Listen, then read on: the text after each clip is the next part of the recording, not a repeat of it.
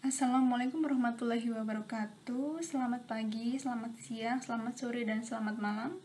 Kami dari kelompok 12 yang beranggotakan saya Erisa Jumarnis, NPM 19 10 10 2021. Kemudian rekan saya Krisna Mahardika, NPM 19 10 10 2022, ingin memaparkan materi mata kuliah akuntansi keuangan lanjutan mengenai konsolidasi pada anak perusahaan yang dimiliki penuh. Dimohon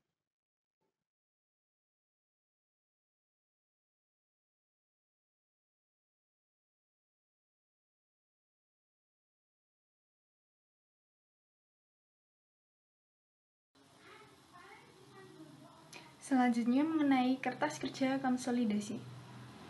Kertas kerja konsolidasi adalah mekanisme efisien untuk menggabungkan akun-akun perusahaan yang terpisah yang akan dikonsolidasikan dan untuk menyesuaikan saldo gabungan menjadi angka dilaporkan seakan-akan semua perusahaan yang konsolidasi tersebut adalah perusahaan tunggal.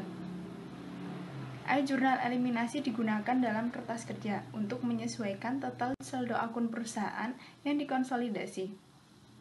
Jurnal tersebut hanya muncul kertas kerja dan tidak mempengaruhi pembukuan masing-masing perusahaan.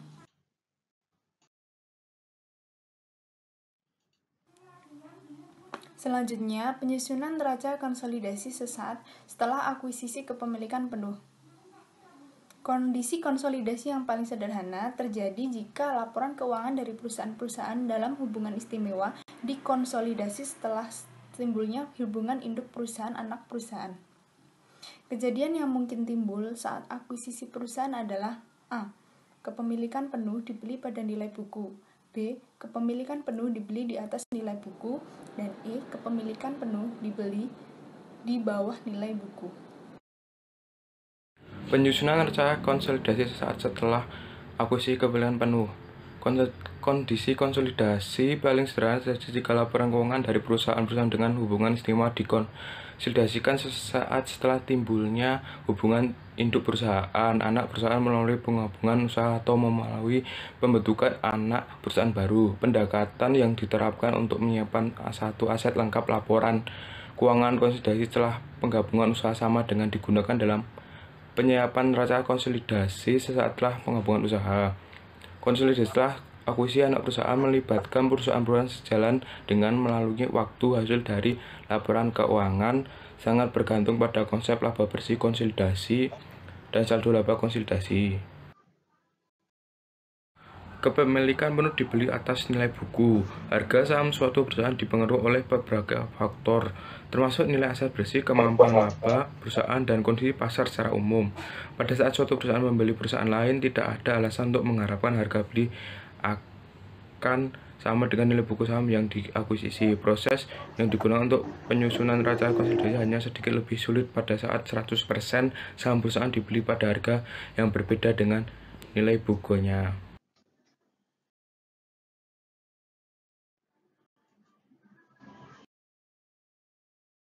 Besar 80.000 pada tanggal pembelian. Kemudian ayat jurnal yang dibuat oleh PT Induk yaitu debit investasi pada saham PT Anak 340.000, kemudian kas kredit sebesar 340.000 besar 80.000 pada tanggal pembelian. Kemudian ayat jurnal yang dibuat oleh PT Induk yaitu debit investasi pada saham PT Anak 340.000, kemudian kas kredit sebesar 340.000.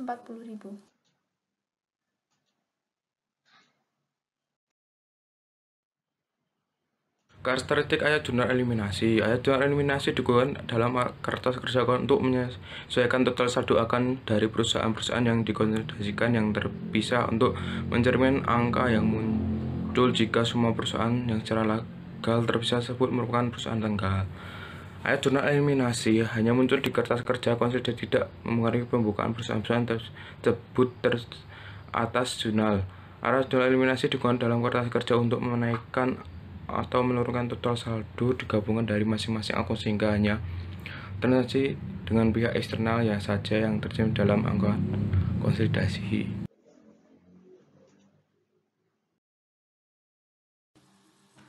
Selanjutnya, jurnal eliminasi. Yang pertama, A.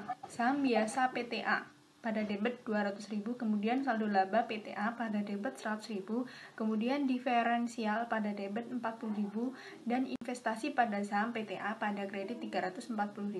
Kemudian yang B, tanah pada debit 40.000, kemudian diferensial pada debit 40.000.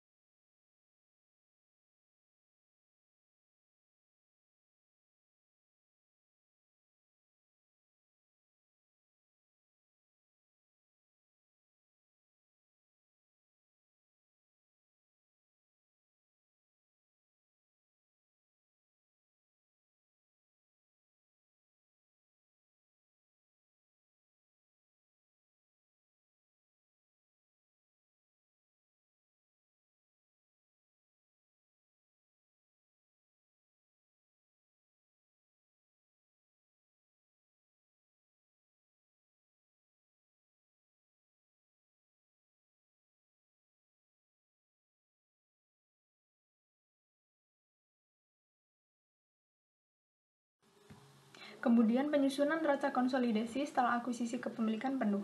Informasi terpilih PT Induk dan PTA Anak tanggal 1 Januari 2011 dan untuk tahun 2011 PT Induk dan PT Anak menurut saham biasa 1 Januari 2011 PT Induk sebesar 500.000, kemudian PT Anak sebesar 200.000. Kemudian saldo laba tahun 1 Januari 2011 PT Induk sebesar 300.000, kemudian PT Anak sebesar 100.000.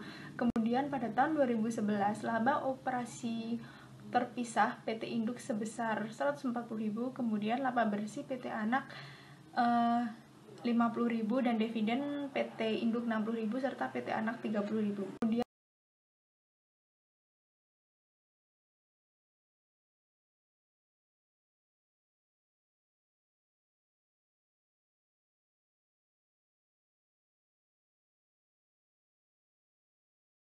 pada tanggal 1 bulan 1 2001 pada induk pemilihan Suma Ekuitas PT Anak seharga 300 yang dicat dengan jurnal investasi pada saham PTA 300, kas 300. Saya jurnal selama tahun 2001, kas sebesar 30, investasi pada saham PTA 30.000, investasi pada PTA 50.000, pendapatan dari anak perusahaan 50.000.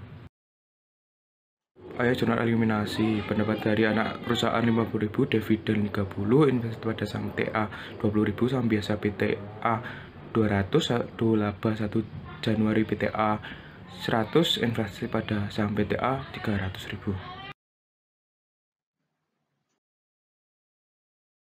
Laba bersih konsolidasi, jumlah yang ditetapkan sebagai laba bersih konsolidasi adalah bagian dari total laba perusahaan yang dikeluarkan pemegang saham induk perusahaan.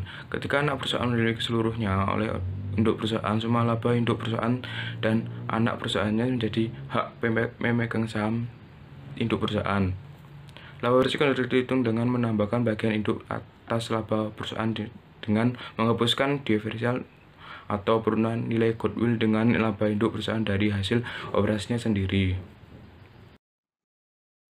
Sekian presentasi dari kelompok kami. Jika ada kesalahan kata perbuatan yang kami tidak disengaja, mohon maaf sebesar-besarnya. Terima kasih, salam sejahtera.